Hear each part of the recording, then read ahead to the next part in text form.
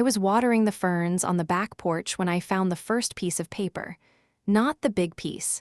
Not the one that would blow my life, just a small yellow sticky note stuck to the inside of my kitchen cabinet where I keep the good coffee. It said account verified. That was Donna's handwriting. Donna is my son's wife. I know that because I have seen her grocery lists and her handwriting is always so neat it looks printed. She used to write things like this on sticky notes and leave them on my refrigerator when she came over to clean. Little reminders. Milk is low. Mom said call her back. Don't forget the dog appointment. I never thought twice about it. I just tossed them. That one though. That one I kept because something about it nagged at me. I set it on the counter and went back to watering the ferns. The morning was warm. The kind of warm that makes the whole yard smell like cut grass and honeysuckle. I had been up since 5. Carl was still sleeping. He does that now, sleeps late. I don't blame him. He is 71 and his knees are shot and his blood pressure medicine makes him groggy. I left him in bed. I poured my coffee. I sat on the porch. I watched the squirrel go back and forth on the wire above the bird feeder. Everything was normal. Everything was the same as it had been for 4 to 4 years in this house. My name is Linda. Linda Jean McCormick. I was born in Columbus, Ohio, and I have lived in the same state my whole life. I spent most of it in a little town called Groveport about 20 minutes south of the capital. Carl and I bought this house in 1982, 2-bedroom ranch, white siding, red shutters, a yard that used to be big enough for the kids to run in, but now just feels like a lot of grass that needs mowing. We raised 3 kids here, Debbie, Kevin, and Tommy. Debbie moved to Arizona when she was 22. She still calls every Sunday. She is the only one who kept calling. Kevin moved to Denver. We talk maybe once a month now. But Tommy lives 40 minutes away. He lives in a subdivision off West Broad Street with his wife Donna and their 2 kids. A boy named Ethan who is 24 and a girl named Sophie who is 21. Tommy has always been my baby. The youngest. The one who cried at everything. The one who used to crawl into my bed in the middle of the night and just lay there breathing until he fell asleep. I have pictures of that. Him curled up next to me with his tiny fist holding the collar of my nightgown. Those pictures are in a box in the closet now. I keep them because some mornings I need to see them. I need to remember that boy before everything went wrong. Tommy was always close to me. Closer than Kevin. Closer than Debbie. He called me mommy longer than the others did. Even when he was 30, he would pick up the phone and say mommy like it was the first word he ever learned. Carl used to tease him about it. He would say, "You are 40 years old man. You do not need to call your mother mommy." And Tommy would just grin and say, "Shut up, Dad." But he kept calling me mommy. He would call me from work if he had a rough day. He would call me from the parking lot of the grocery store. He would call me at 9 at night to tell me he finally fixed the leaky faucet. He was always fixing something. That was Tommy. He was handy. He could fix anything. Cars, appliances, fences. He once fixed our entire plumbing system on a Saturday by himself and saved us $1,100. Carl said that boy is going to be the one to take care of us when we are old. I believed that. I believed that with everything in me. I believed that because Tommy told me he would. He said, "Mom, I will always take care of you."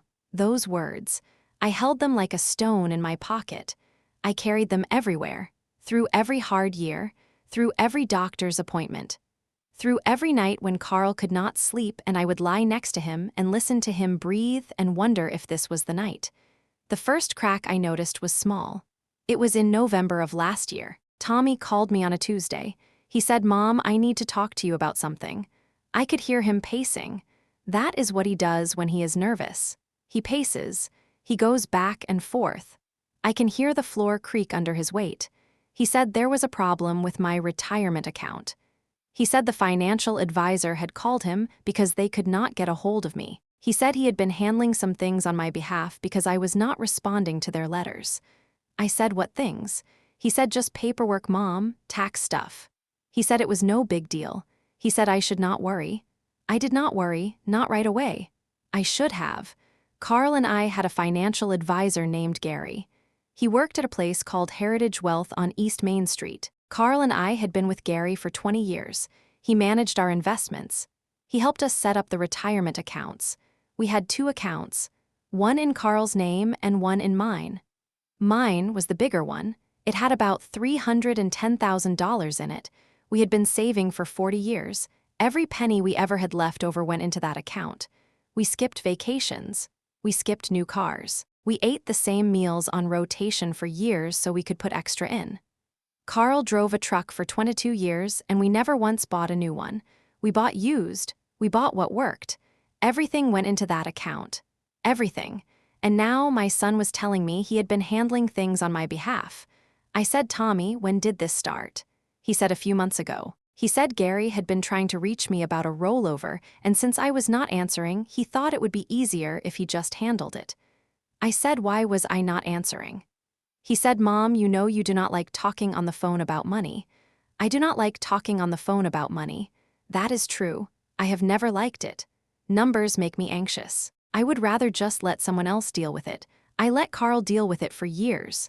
Then Carl started having trouble with his memory and I took over the simple stuff. But the big stuff I left to Gary. And now my son was saying he stepped in. I said, okay. I said, thank you. I said, I am sorry I was not picking up. He said, it is fine, Mom. He said, do not worry about it. Then he changed the subject and talked about Ethan's job for 20 minutes. That was Tommy. He could redirect a conversation like water going around a rock. A week later, I went to Heritage Wealth to pick up some documents. I had been meaning to go for months. I kept putting it off. I do that. I put things off. Gary's receptionist knew me. Her name was Pam. She said, Linda, good to see you. She handed me the file. I took it home and set it on the kitchen table. Carl was watching the news. I opened the folder and started going through it. Most of it was fine, statements, tax forms, the usual. But when I got to the page that listed the current balance, I stopped. The number was wrong. It was $250,000 lower than it should have been. I stared at it. I read it 3 times. I checked the math. I checked the date. I checked everything. The balance listed was $60,000. $60,000. It should have been $310,000. I called Gary that afternoon. He did not answer. I called back, no answer. I left a message. I said, Gary, this is Linda McCormick. There is a discrepancy in my account. The balance is not correct. Please call me. He called me back in 2 hours. His voice was different. He was careful. He said, Linda, I need to explain something. He said, last spring your son contacted our office and requested a transfer of funds from your account to a brokerage account under his name. He said the transfer was completed. He said the amount was $250,000. I could not breathe. I sat on the edge of my kitchen chair, and I could not breathe. Gary said he understood my son had provided a power of attorney document. He said it was signed and notarized. He said it appeared to be legitimate. He said the transfer was legal under the terms of the document. I said I never signed that. I said I never gave him power of attorney. Gary was quiet for a long time. Then he said, I am sorry, Linda. He said I should have flagged it sooner. He said I thought it was something you had agreed to. I hung up the phone and I sat in my kitchen and I did not move for a long time. Carl came in and said, what is wrong? I said nothing. I said I am fine. He looked at me. He saw something in my face. He sat down across from me and he said, talk to me. I could not talk. I just sat there with the phone in my hand and the papers on the table and the whole world tilting sideways. That night I could not sleep. Carl was asleep next to me. He sleeps like a rock. Always has. I lay there in the dark and I replayed every phone call. Every time Tommy had mentioned money. Every time he had said he was handling something. I remembered a call in August. He had called me and said, Mom, I am taking care of some things with your accounts. Do not worry. I had said okay. I had said thank you. I had not asked what things. I had not asked for details. I had just said okay because I trusted him. I trusted him more than I trusted myself. I thought he was being a good son. I thought he was stepping up. I thought he was the one who would carry me through the later years. And he had been carrying me. He was carrying me right into the ground. I got up at 3 in the morning and went to the computer. I looked up the brokerage account. It was in Tommy's name. It had been opened 6 months ago. There was a balance of $250,000. I clicked on the transactions. I could see the money going in, piece by piece, 3 transfers over the course of 4 months. Each one looked legitimate. Each one had the power of attorney attached. Each one had my signature. But I never signed those papers. I never gave him that authority. I called Tommy the next morning. I called him at 7. He did not answer. I called again at 8. He picked up on the 3rd ring. He said, "Mom, it is early." I said, "Tommy, where is the money?" I said, $250,000 from my retirement account. "Where is it?" He was quiet. I could hear him take a breath. Then he said, "Mom, let me come over." I said, "No." I said, "Where is the money?" He said, "It is invested." He said, "I put it into a portfolio." He said, "It is safe." He said, "It is doing well." I said, "I did not authorize this." He said, "Mom, you signed the papers." He said, "I watched you sign them." I said, "I never signed anything." He said, "Mom, you were right there." He said, "I drove you to Gary's office." He said, "You signed the power of attorney and you said this will help you." I said, "I never said that." I said, "I never signed anything." He said, "Mom, I am trying to protect you." He said, "The fees on your old account were eating into everything." He said, "I moved it to a better place." He said, "You should be thanking me." I hung up the phone. I sat in my living room with my hands shaking and I felt something break inside me. Not crack, not chip, break, like a bone that snaps clean in half. I could feel the 2 pieces of myself drifting. I called Kevin that afternoon. Kevin lives in Denver. He works in construction management. He is a practical man. He does not get emotional about things. I told him what happened. He was quiet for a long time. Then he said, "Mom, did you actually sign anything?" I said, "No." I said, "I never signed anything." He said, "Then it is theft." He said, "It is straight up theft." I said, "I know." He said, "You need a lawyer." I said, "I know." He said, "Do not talk to Tommy again until you have a lawyer." I said, "I already hung up." Kevin said, "Good." Then there was a pause and he said, "Mom, I am sorry." I said, "Do not be sorry." I said, "Be angry." He said, "I am angry." I could hear it in his voice. That was the first time in years I heard real anger from Kevin. He has always been the calm one, the steady one, but this made him angry. It made him angry for me. I found a lawyer. Her name was Rachel Campos. She had an office on North High Street, small office, 2 rooms, a reception desk that was really just a counter with a laptop on it. She listened to me for an hour. She did not interrupt. She did not judge. She just listened. When I finished, she said, "Linda, this is going to be complicated." She said, "Your son has a power of attorney document with your signature on it." She said, "We will need to prove that document was signed under coercion or that it was forged." She said, "That takes time." She said, "That takes money." I said, "I do not care about the money." I said, "I just want my money back." She said, "I understand."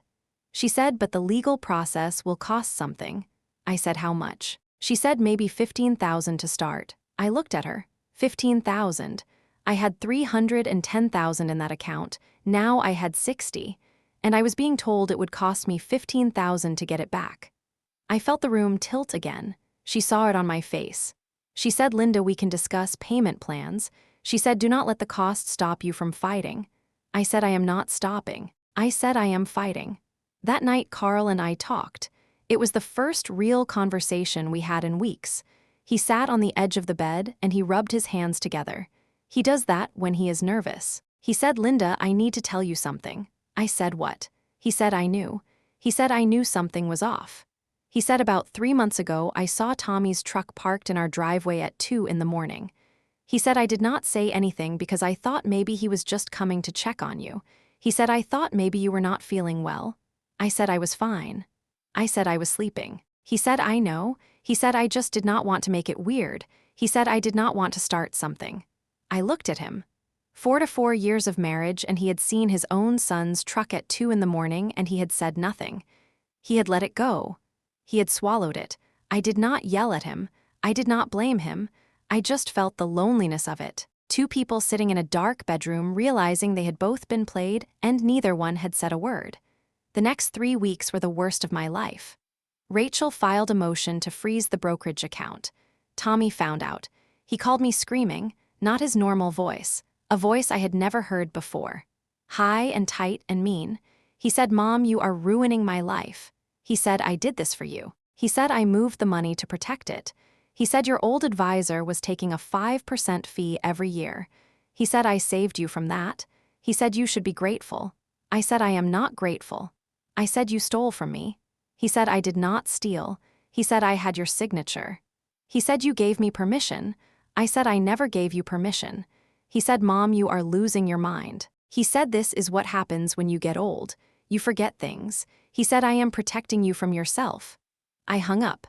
I put the phone down on the counter and I stood in my kitchen and I looked at the sticky note I had kept from months ago. Account verified, Donna's handwriting. I picked it up and I held it and I thought about Donna.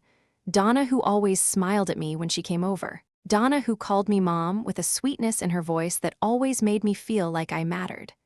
Donna who helped me rearrange my kitchen on a Saturday in March and said, Linda, you are like a second mother to me. I thought about Donna sitting in her kitchen typing up documents, or signing them, or watching Tommy sign them. I thought about her calling Gary's office and pretending to be me. I thought about the power of attorney document and how it got notarized. Somebody had to drive me there. Somebody had to sit in the car while I went in. I thought about that morning. I could not remember it clearly. I could not remember the drive. I could not remember walking into the office. I could not remember signing anything. My memory has gaps. I know it does. Carl knows it does. The doctor says it is normal for my age. But those gaps are exactly where the crime happened. Right in the holes. Right in the places I cannot reach. I drove to Tommy's house one Saturday. I did not call first. I just drove. I parked in his driveway and I sat in the car for 20 minutes. I could see through the window. They were in the living room. Tommy was on the couch. Donna was in the kitchen. I could see her moving around. I sat there and I thought about all the times I had driven to that house. All the times I had brought food. All the times I had sat at their kitchen table and eaten dinner with them and talked about nothing. I had played with Ethan when he was small. I had helped Sophie with her homework. I had rocked Ethan when he was a baby and he would not stop crying. I had loved those children with every of me, and now they were living off $250,000 that belonged to me. I went to the door. Donna opened it. She was wearing a sweatshirt and her hair was up. She looked at me and her face did nothing. No surprise, no guilt, no fear, just blank. She said, Mom. She said, come in. I walked past her. Tommy was on the couch with his head down. He looked up when he heard me. His eyes were red. He had been crying, or maybe he had not. Maybe he was just tired. I said, Tommy, I need to see the documents. I said I need to see the power of attorney. I said I need to see the notarization. He said, Mom, I already told you. He said it is signed. He said it is legal. I said I did not sign it. I said you forged my signature, or you had me sign something I did not understand. He said, Mom, you were confused. He said you did not know what you were signing. He said I was trying to help. He said I was trying to make things easier. I said easier for who? He said easier for all of us. I said, do not say us. There is no us. There is me and there is you, and you stole from me. He stood up. He was bigger than me. He has always been bigger than me. He looked down at me and he said, Mom, you are being dramatic. He said this is not a big deal. He said it is just money. I said it is my money. He said, Mom, you would have spent it all anyway. He said you would have lost it. He said I saved it. I looked at him and I saw his face and I saw my own face in it. I saw the baby I used to hold. I saw the boy who cried at everything. And I saw the man who was willing to destroy me to have what he wanted. I said I am leaving. I said I am going to my lawyer. I said I am going to the police if I have to. He said go ahead. He said see what happens. He said you are not going to win this. He said everyone is going to say you are just an old woman who does not understand. He said they are going to believe me. He said I am your son. He said who is going to believe you? I walked out of his house and I got in my car and I drove home and I sat in the parking lot of my own house and I cried so hard I could not see the steering wheel. Rachel got the discovery process started. We sent requests for all the documents, all the transfers, all the communications. It took months. During that time, Tommy did not call me, Donna did not call me, Ethan did not call me, Sophie did not call me. My phone went quiet in a way it had never been quiet before, even during the worst fights with Carl, even during the years when Debbie stopped calling for 8 months. Even then someone reached out, but now there was nothing. No texts, no calls, no cards on my birthday.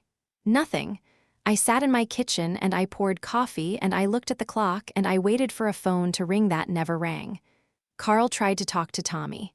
Carl drove to his house and knocked on the door. Tommy opened it and they stood on the porch and Carl said, I raised you. I fed you. I drove you to every practice and every game. I worked 2 jobs so you could go to college. And this is what you do. Tommy said, Dad, I did not do anything wrong. He said it was all legal. He said she signed the papers. Carl said she did not sign anything. Tommy said, I watched her sign it. Carl said, you are lying. Tommy said, prove it. They stood there on that porch for a long time. Carl told me later that Tommy looked at him and said, Dad, you are just as bad as her. He said, you are both trying to control me. Carl came home and he sat in the garage for an hour. When he came inside, he did not say a word. He went to the bathroom and I heard him running water and then I heard him cry. Carl does not cry. I have known Carl for 51 years and I have heard him cry maybe 3 times. Once when his mother died. Once when we lost our first car. And once that night in the garage. I did not go to him. I stayed in the kitchen because I did not know what to say. There is nothing you say to a man whose own son just called him as bad as the mother he is trying to protect. The court hearing was in March. It was held in a small courtroom on the 3rd floor of the county building. The room smelled like coffee and floor wax. There were 12 chairs in the gallery. I sat in one of them. Rachel sat next to me. Tommy and Donna sat on the other side. Donna wore a blouse. She wore makeup. She looked like she was going to a job interview. Tommy wore a suit. He had shaved. He looked like a different person than the boy I used to hold. The judge was a woman named Barbara Walsh. She had been on the bench for 20 years. She looked tired. She looked like she had heard every kind of thing there was to hear. Rachel presented the evidence. She had found inconsistencies. The power of attorney document had been notarized at an office 12 miles from where I was told I signed it. The notary public had no record of me being present. The signature on the document was compared by a forensic examiner, and there were differences. Minor ones, but differences. The transfers were flagged as suspicious by the brokerage firm because they were large and they happened in stages, which is a common tactic to avoid triggering alerts. Everything Rachel presented pointed to one. Tommy had obtained the power of attorney through deception. He had either forged my signature or he had manipulated me into signing something I did not understand. The judge set a hearing for further review. She said the court would examine the notarization records and the forensic findings. She said a decision would come in 60 days. Those 60 days were the loneliest of my life. I stopped going to the grocery store. I stopped going to the coffee shop. I stopped going anywhere. I stayed in the house. Carl tried to get me out. He said, let us go for a drive. He said the weather is nice. I said I do not want to go anywhere. He said okay. He did not push. He never pushes. He just waits. And I appreciate that. But waiting is its own kind of torture. I would sit in the living room and watch the same shows and not hear them. I would make dinner and not eat it. I would fold laundry and unfold it. I would water the ferns and then water them again because I had already done it. Time lost its shape. Days ran together like watercolors left in the rain.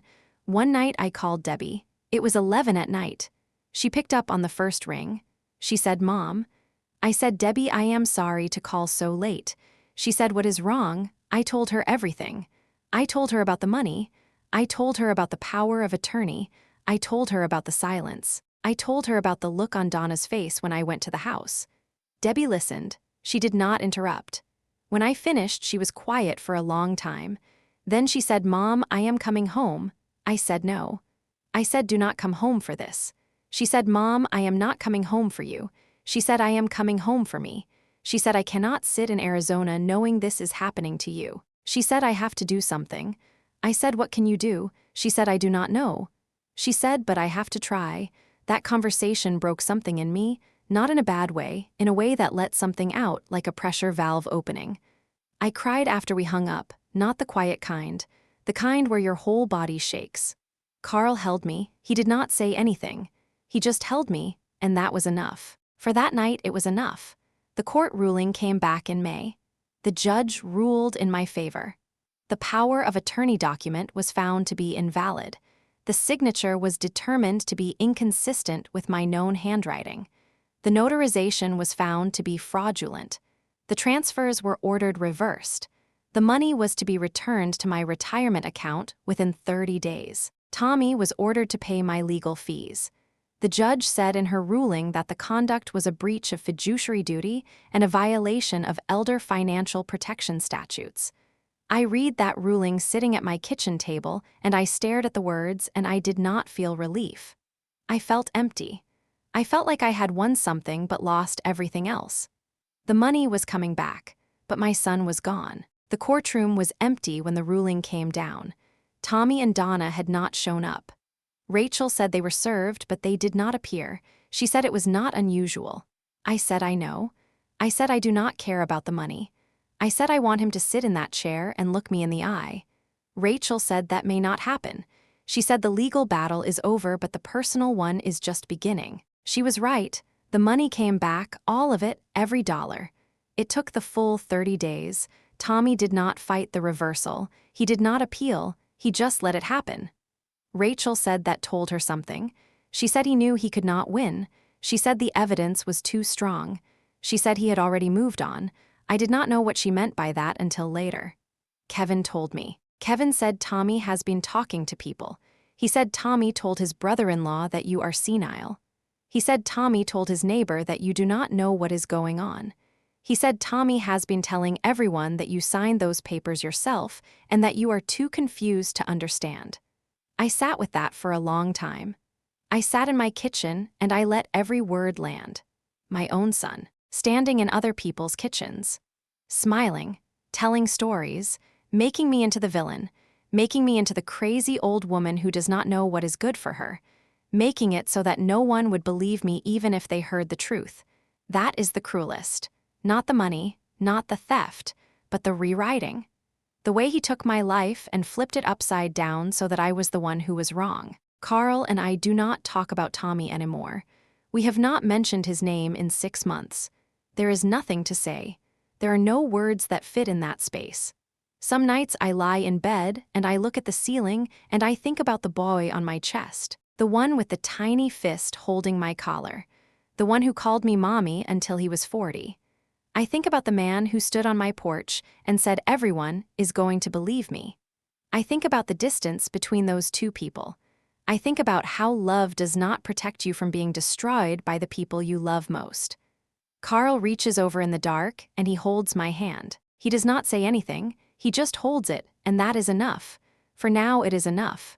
I still water the ferns every morning, I still make coffee, I still sit on the porch and watch the squirrel. The house is quiet. The house is always quiet now. The phone rings sometimes. It is Debbie. It is a telemarketer. It is the neighbor asking if I need anything from the store. It is not Tommy. It is not Donna. It is not Ethan or Sophie. The sticky note is still on my counter. Account verified. I have not thrown it away. I do not know why I keep it. Maybe because it is proof that something happened.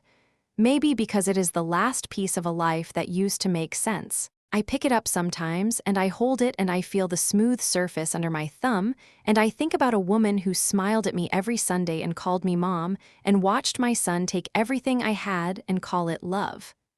I set the note back down. I pour my coffee. I go outside. The grass needs mowing. It always needs mowing. I push the mower back and forth and the sound fills the yard, and for a few minutes the silence stops and I am just a woman cutting her grass on a warm morning in a house that holds all the people who left and none of the ones who stayed. I keep going. I keep mowing. The grass keeps growing. That is the thing about grass. You cut it and it grows back. You think you have won. But it always comes back. It always finds a way.